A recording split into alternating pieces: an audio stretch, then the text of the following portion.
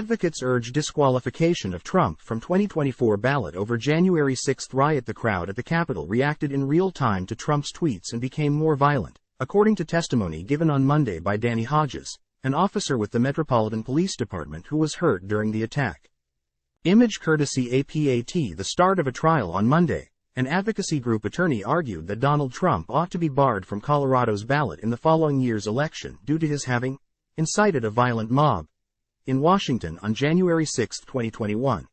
A Washington-based lawsuit filed by Citizens for Responsibility and Ethics is a test case to determine whether the U.S. Constitution's rarely invoked Civil War-era provision prohibiting individuals who have participated in insurrection or rebellion from holding federal office can stop Trump from becoming president once more.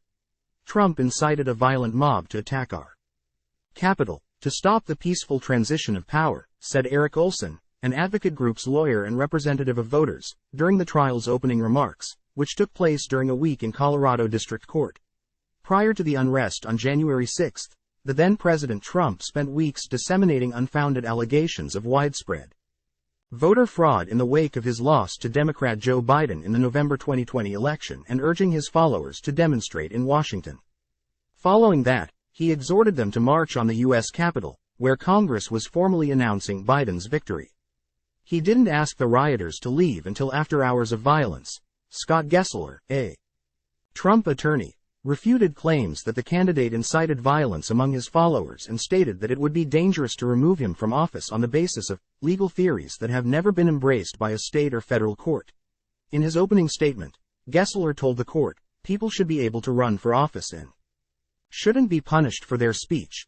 Nonpartisan election observers believe that Colorado is safely Democratic, so President Biden is predicted to win the state even if Trump is not on the ballot. Trump's opponents are putting their plan to prevent him from being on state ballots too. The test. Similar lawsuits filed against Trump in Michigan and Minnesota are from advocacy groups.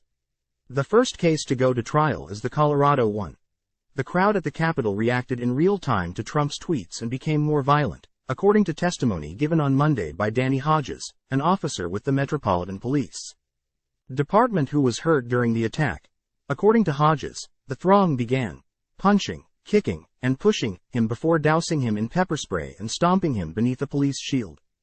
Opinion polls indicate that Trump is the frontrunner for the Republican presidential nomination in what is anticipated to be a rematch with Biden the following year. The absurd lawsuit and others like it, according to Trump's campaign, are stretching the law beyond recognition.